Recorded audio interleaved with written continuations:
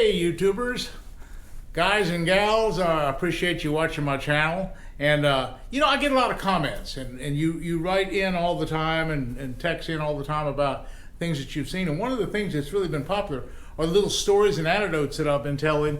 Guys like Ray Scott and guys like fishing with the president and all sorts of crazy things, like almost got shot on the tournament trail. So anyway, I was thinking about some really interesting stories connected with some of my tournament fishing. Well, one of the most interesting things that ever happened was a number of years ago, going way back in my early career, I won a big tournament here at B.A.S., Tennessee in 1973. I not only won the tournament, but I had big bass, and it's an incredible story. Let me tell you what happened. Well, first of all, I met up with a guy by the name of Mike Estep. Now, he was a nuclear engineer working for Oak Ridge, Tennessee, and he helped assemble atomic bombs. He wouldn't tell me exactly what he did because he was on government restrictions, and he couldn't tell and even talk about his job. But the other thing he did was he made plugs. He made the Big E, which is like the Big O, and it was a real big. It was the first creation of a square bill. This was back in the 70s when Fred Young and the Big O was such a hot craze for cranking shallow water, and it was the first square bill kind of crankbait. Well, anyway, Mike and I had been practicing, and the year before I'd gone to that same lake, B.A.S. in Tennessee, and Mike and I had teamed up, and I'd won that tournament as well. Well, anyway, it's the second tournament. Well, we go out and we practice. I'm practicing some with Mike, and I go to this one marina area, and man, I'm catching fish all around the place in the marina. So I figured, well, that's where I'm going to start fishing the tournament. Okay, the tournament comes along, and the first day of the tournament, I take the little square bill crankbait, and I go up on some trees on the river, and bam, I'm catching fish right and left. And I'm doing fairly well in the tournament. I'm like in the top 10 or 20. Second day of the tournament comes along, same kind of deal. I'm cranking a lot of the little other marinas. I went to the first marina again, and so I decided the third day I'd go back to that good marina because that's where I'd caught my best fish. And when I went by the boat dock, it was so funny because my partner was with me, and we were both on the front of the boat. Back then, we didn't have co-partners or co-anglers. We had partners that just stood shoulder to shoulder on the front of the boat. Anyway, I told my partner, I said, "Partner, look at that, there's a pole over there. And it's off that boat dock, it's off a gas dock." Now, the rules of bass are such that if you're within 50 yards of the boat dock, or the boat gas dock, you can't fish within 50 yards of a gas dock. So anyway, I said, "Partner, I can't tell what's 50 yards, and there's a pole there, and it looks like there's a brush pile by that pole." I said, "Partner, what do you think that's 50 yards? I mean, what's half a football field? I don't know." He said, "Yeah, that's 50 yards. I thought maybe it might have been 40 yards, but I didn't have any way to tell. I couldn't really measure it. So anyway, I went to make a cast, and I started to retrieve the plug, shallow plug, it's clear water, and all of a sudden I see the shadow of a giant bass coming after my lure. Now, let's stop for a second. I'd been doing television since 1970, I guess it was. Or no, since 70. Well, I've been doing television for a long time. And one of the things that happened then was I'd done a lot of muskie fishing. And muskie fishing, half the muskies that you catch are caught by the boat. You could ask Al Linder, you can ask Babe Winkleman, you can ask all the guys that do a lot of muskie fishing about how they catch muskies, and they'll tell you, unless you master the figure 8 of your lure, as you bring your lure into the water, you're watching with polarized glasses, and you're watching for a muskie following your lure. It could be a big spinnerbait, it could be a big muskie bait, it could be a big swimming bait. But whatever it is, a lot of times the muskies will follow it right to the boat. And unless you do a figure 8 and swish it back and forth in front of their face, you're only going to catch half as many fish. Well, okay, now let's get back to the tournament. Let's get back to what's bar. I've made that cast with that big E plug, the Big Easter plug. And now I've come off that brush pile off that pole, and I see this big bass following that lure. And I'm thinking, he's coming, he's not catching it, he's not getting it, he's coming. And all of a sudden the rod and the lure just go clunk. The lure comes right to the rod tip. and show it time for the figure eight, the old musky technique. And I go swishity, swishity, swish, and this 7.5 pound bass eats it right on the rod tip. It's just a perfect figure eight deal. And this isn't the first time I've done this. It kind of amazed my partner because not many of my bass partners have ever seen the figure eight deal. And so, but I have caught fish, smaller bass before when I see them follow like that. But anyway, I get this bit bass on.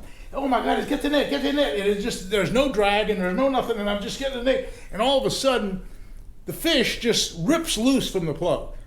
And I don't know where my partner is. I don't know if he's got the net or not. And I come, like this, and I go like this, and I take my eyes off the water. I'm going, oh, I lost the fish, I lost the fish. Well, unbeknown to me, my partner had come up behind me with the net. And the second that my plug came loose and I went out of sight, like, he scoops it out of the water. So when I look around, the fish isn't there.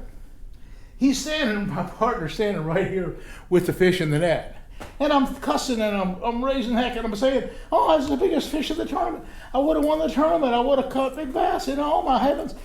And I look over and there's the bass. It's in the net. Most incredible net job I've ever seen in my life. Most incredible figure eight I've ever seen in my life. And guess what? I had big bass in the tournament. Well, it's time to weigh in. I come back. Now, Ray Scott is the president of the Bass Angler Sportsman Society. Now, Ray Scott has a tremendous sense of humor. Ray Scott's there and he says, oh, Roland, I think you've won the tournament and you have big bass. Boy, you really got a lucky day. You're going to have the whole big tournament win, which is like 5,000 or 10,000 at the time, and you're going to have another big, maybe a bass boat as a big prize for the big bass of the tournament. About that time, there's a murmur in the crowd. Oh, how's the Bo Dowden? Oh, Bo Dowden. And there's Bo Dowden. Big old boy from Louisiana, Manny, Louisiana. He's come sauntering. He's real slow walking. He's real slow talking. And he's got this great big bass on the shoulder or in the bag.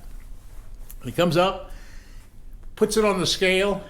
It's exactly the same weight as my big bass, 7.5 pounds.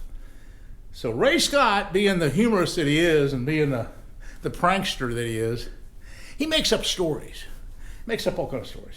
He turns to the crowd and he says, okay, folks, let me tell you about Bo Dowden. Years ago, when Bo was a young man, now Bo's not a young man anymore, he's real slow walking and slow talking. He said he tried out for the Olympic speed running team. And he was a speed runner in his early age. He's an incredibly fast runner. Well, I just knew where this was going. I just knew this was sort of going to work out. Well, he says, so what we're going to do, folks, we're going to have a foot race between Bo Dowden, the ex-Olympic star, and Roland Martin. And whoever wins the running speed contest, the 100-yard dash, is going to win big bass awards. Well, you know, in high school, I was a pretty good athlete. When college, shoot. I mean, I was the second fastest runner on the football team. We didn't have a big football team. Didn't win a whole lot of games, but I was still fast. I played basketball for 4 years. I also played baseball. I also played tennis. Then when I went on to college, I was on the tennis team. Very fast. I could get around the court. I was really a quick tennis player. And then I went into the military, and I taught PE in the military and ran rifle ranges and did all kind of stuff in the military. But I stayed in good shape. And even today, and I'm 80 years old, I get up in the morning, I do sit-ups, I do push-ups, I do a little bit of exercising, and I do walking. So I'm still in pretty good physical shape when I was then. I might sometimes get a little heavy, but I still stay in shape as well as I can. So I knew I'd beat Bo Dowden because I knew he wasn't an Olympic runner, and I knew that he was slow. He just couldn't be as fast as I was. So it's time for the tournament, time for the big run. And so he lines it up, and Ray makes this big hoopla. Okay, the boy, Olympic star, Bo Dowden, he's gonna beat Roland. And so we take off, and I'm just kind of playing along with Ray. And I kind of let Bo get ahead a little ways, because we got to run way down the end of the parking lot and run all the way back. Well, finally, about a third of the way into the race, it looks like Bo's ahead. I turn on the steam.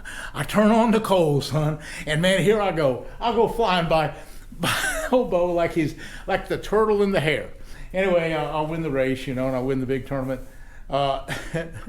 that's the kind of deal that you get into though when you're with Ray Scott and the B.A.S.S Anglo Sportsman Society. He's just an incredible guy. You know, there's that one little small problem right now we have with Ray. Ray is suffering from dementia and some Alzheimer's problems and issues. And I talk to Ray almost 2 or 3 times, 4 times a year. And he's my mentor. He's my sounding board. He's helped me on more things to get started. He got me going in my career today. I mean, he opened so many doors for me. I have the most respect for Ray Scott than any person in this whole world. I love Ray Scott to death. But unfortunately, he's sick right now, and he's not doing too well. He's 87 years old, and I just wish him all the best in health, and I hope he has a peaceful time, because I know he's struggling with this disease that he has. But anyway, lots of luck to Ray, and I thank Ray from the bottom of my heart for all the great opportunities and door openings that he's done for me. And anyway, that was an incredible tournament. In winning the Big B.A.S.S Award and winning the tournament itself. So folks, that's a little story that I had for almost every tournament, and there's 19 wins that I have on the B.A.S.S Trail that have an interesting story, and I'll try to bring a few more to you in weeks to come. Anyway, hey, thanks for watching. You great audience. Thanks for subscribing. We'll see you again soon.